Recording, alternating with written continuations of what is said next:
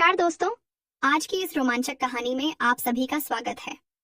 सोहना और रीना की दोस्ती सोसाइटी के लोगों को नागवार गुजर रही थी।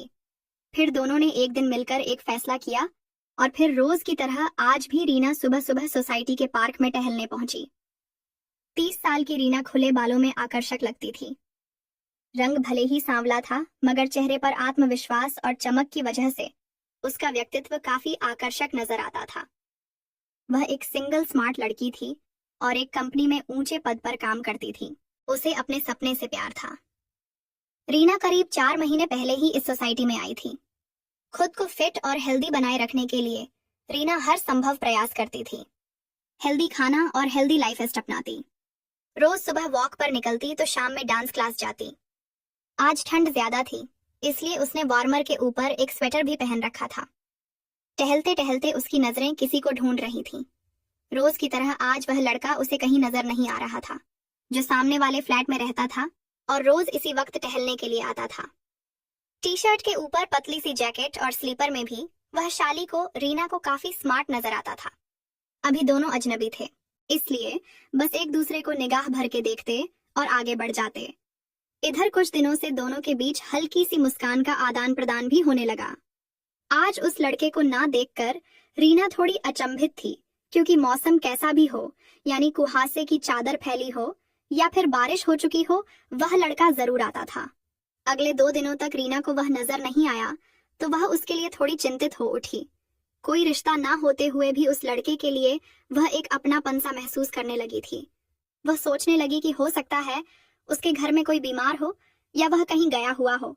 तीसरे दिन जब वह लड़का दिखा तो रीना एकदम से उसके करीब पहुंच गई और पूछा, आप कई दिनों से दिख नहीं रहे थे, सब ठीक तो है? कई दिनों से कहा, केवल 2 दिन ही तो हाँ वही कह रही थी। सब ठीक है ना? Yes, everything is fine.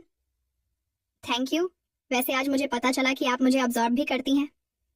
चमकीली आंखों से देखते हुए उसने कहा, अरे नहीं, वह तो रोज देखती थी ना। रीना शर्मा गई। एक्चुअली मेरे नौकर की बेटी बीमार थी, उसी के इलाज के चक्कर में हॉस्पिटल बाजी में लगा था। उसने बताया, आप अपने नौकर की बेटी के लिए भी इतनी तकलीफ उठाते हैं?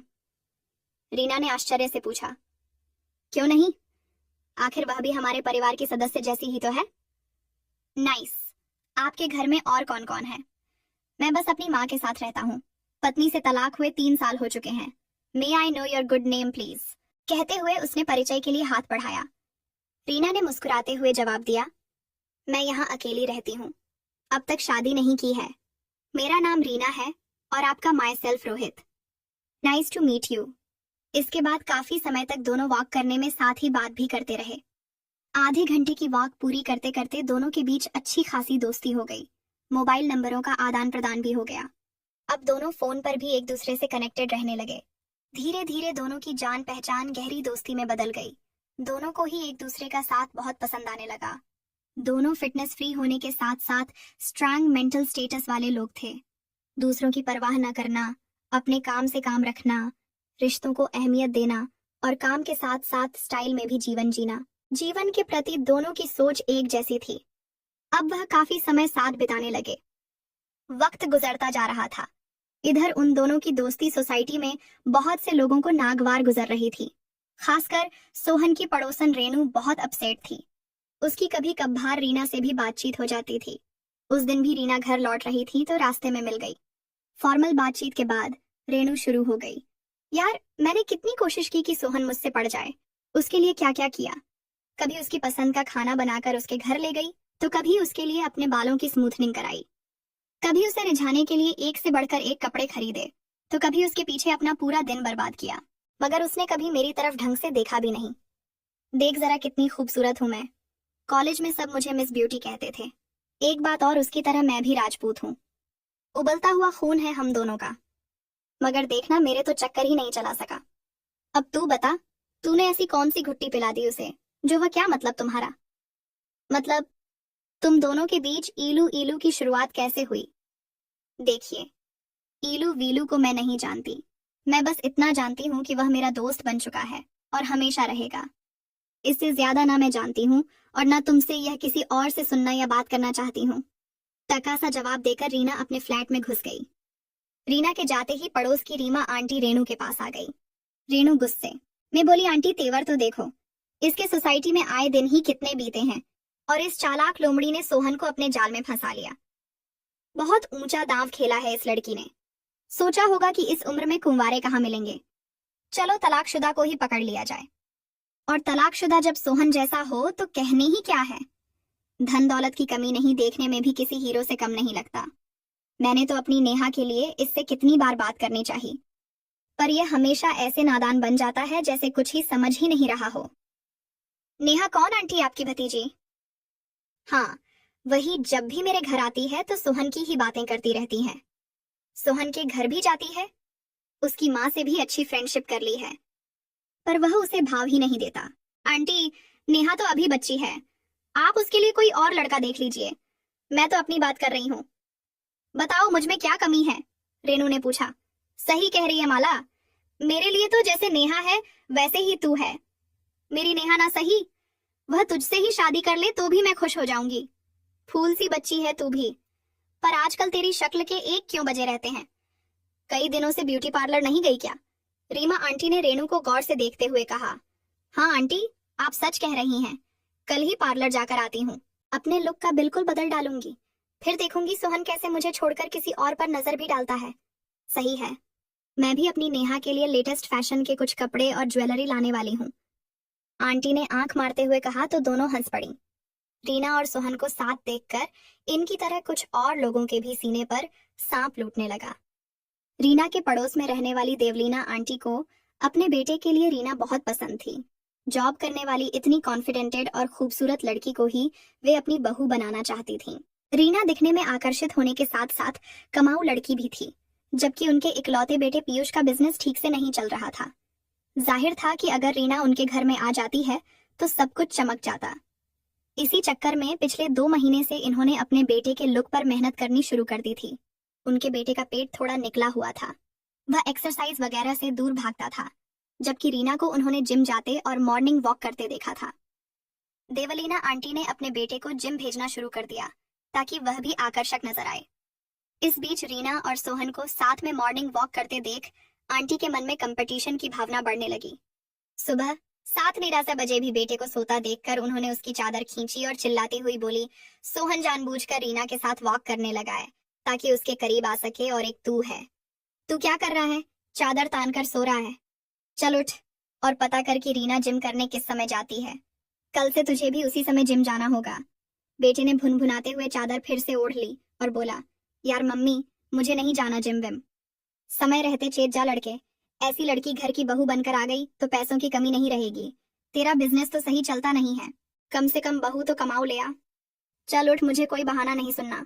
खुद तो बात आगे बढ़ा नहीं पाता, बस उसे देखकर दांत बाहर निकाल देता है। कभी यह कोशिश नहीं करता कि कैसे उसे अपने प्यार में पागल किया जाए। उफ मम्मी, प्यार जबरदस्ती नहीं किया जाता, जिससे होना होगा हो जाएगा। तो क्या बुढ़ापे में प्यार होगा और शादी बुढ़ापे में करेगा? मम्मी, अरेंज मैरिज कर लूंगा, डोंट वरी, मुझे सोने दो। नींदनी आवाज में पीयूष ने कहा और वह करवट बदलकर सो गया। आंटी को गुस्सा आ गया। इस बार उन्होंने एक गिलास पानी उसके मुंह पर उड़ेल दिया और चिल्लाई, चल उठ और जिम होकर आ। रीना को सोहन के साथ देखकर ऐसी हालत केवल देवलीना आंटी की ही नहीं बल्कि कुछ और लोगों की भी थी, जो रीना को अपनी बहू या बीवी बनाने के सपने देख रहे थे। उनके दिल में भी सोहन को लेकर प्रतियोगिता की भावना घर करने लगी थी। सब अपने अपने तरीके से इस प्रतियोगिता को जीतने की कोशिश करने में लग गए। राहुल तो रीना के घर ही पहुंच गए। रीना का राहुल जी से सिर्फ इतना ही परिचय था कि वह इसी सोसाइटी में रहते हैं और किसी कंपनी में मैनेजर हैं। उन्होंने अपने घर देखकर रीना चकित हो गई। चाय वगैरह पूछने के बाद रीना ने आने की वजह पूछी तो राहुल बड़े प्यार से रीना से कहने लगे, बेटा, तू जिस कंपनी में है उसमें मेरा दोस्त भी काम करता है। उसने तेरे बारे में एक बार बताया था। इतनी कम उम्र में तूने कंपनी में अपनी खास जगह बना लिया। मेरा बेटा विकास भी इसी फील्ड में है, तभी मैंने सोचा कि तुम दोनों की दोस्ती करा दूं। वैसे तो दोनों ऑफिस चले जाते इसलिए एक दूसरे से मिल नहीं पाते, मगर यह मुझे कभी भी आते जाते देखता है तो तारीफ करता है। मेरी वाइफ भी तुझे पसंद करती है और जानती है। हम भी इलाहाबाद के वैश्य परिवार से ताल्लुक रखते हैं। हम भी महाराजा अग्रसेन के वंशज हैं। तेरे घर के बुजुर्ग हमारे परिवार को जरूर जानते होंगे। जी अंकल, हो सकता है मुझे आप पर विकास से मिलकर अच्छा लगा। कभी जरूरत पड़ी तो मैं विकास को जरूर याद करूंगी। अरे बेटा, कभी जरूरत पड़ी कि क्या बात है, हम एक ही जगह से हैं। तुम दोनों एक ही फील्ड के हो, एक ही जाति के हो, आपस में मिलते रहा करो। समझ रही हो ना? विकास तो बहुत शर्मीला है, तुझे ही बात करनी होगी। स्विमिंग पूल की बगल वाली बिल्डिंग के 5वें फ्लोर पर हम रहते हैं। मैं तो कहता हूँ आज रात तू हमारे यहाँ खाने पर आ जा। जी अंकल, बिल्कुल मैं ख्याल रखूंगी, मगर खाने पर नहीं आ पाऊंगी क्योंकि मुझे आज ऑफिस में देर हो जाएगी। अच्छा अंकल, मुझे अब ऑफिस के लिए निकलना होगा। आप बताइए, चाय कॉफी कुछ बना दूं? रीना ने पीछा छुड़ाने की गरज से कहा। अरे नहीं बेटा, बस तुझसे ही मिलने आया था।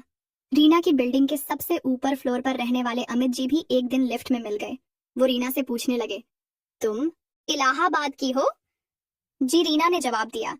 मेरा दोस्त भी उधर का ही है और वह भी बनिया ही है। उसके बेटे के फोटो दिखाता हूँ, ये देख कितना स्मार्ट है, मुझे बहुत पसंद करता है। अमित जी ने मौका देखते ही निशाना साधने की कोशिश की। अरे ये तो सूरज है। मैं जब बास्केटबॉल खेलने जाती हूँ तो एक कोने में खड़ा हो रहकर मुझे देखता रहता है। जिम जाती हूँ तब भी नजर आता है, और ऑफिस जाते समय भी। रीना ने उसे पहचानते हुए कहा, तू गौर करती है ना इस पर? असल में यह बस तुझे नजर भरकर देखने को ही तेरा पीछा करता है। दिल का बहुत अच्छा है, बस बोल नहीं पाता। पर अंकल, मैं तो इसे स्टॉकर समझकर पुलिस को देने वाली थी। अरे बेटा, ये कैसी बात कर रही है? ये तो बस इसका प्यार है, अमित जी ने समझाने के अंदाज में कहा। बहुत अजीब प्यार है अंकल, इसे कहिए थोड़ा घुमाकर। ये कहकर हंसी छिपाती रीना वहां से निकल गई। इस तरह रीना और सोहन की दोस्ती ने सोसाइटी के बहुत सारे लोगों के दिलों में दर्द पैदा कर दिया था। रीना और सोहनैन लोगों के बारे में एक दूसरे को बताकर खूब हंसते थे। उन्होंने कभी भी नहीं सोचा था कि उनकी दोस्ती इतने लोगों के दिलो दिमाग में खलबली मचा देगी। दोनों एक दूसरे के साथ एंजॉय करते। अब वह सोसाइटी के बाहर भी एक दूसरे से मिलने लगे। धीरे धीरे उनकी दोस्ती प्यार में तब्दील होने लगी। दोनों काबिल थे, एक दूसरे को पसंद करते थे। सोहन की माँ को भी इस रिश्ते से कोई गुरेजत नहीं था। 10 दिन बाद रीना का जन्मदिन था। सोहन ने तय किया था कि वह इस बार रीना को बर्थडे पर सरप्राइज देगा। इसके लिए उसने एक रिसोर्ट बुक कराया। शानदार तरीके से उसका बर्थडे मनाया। रात 12 बजे केक काटा गया। उस रात सोहन ने प्यार से रीना से पूछा, आज के दिन तुम मुझसे जो भी मांगोगी मैं उसे पूरा करूंगा। बताओ तुम्हें मुझसे क्या चाहिए? रियली? यस। तो फिर ठीक है, मुझे आज कुछ लोगों की आंखों में सपना छीनकर उसे अपना बनाना है।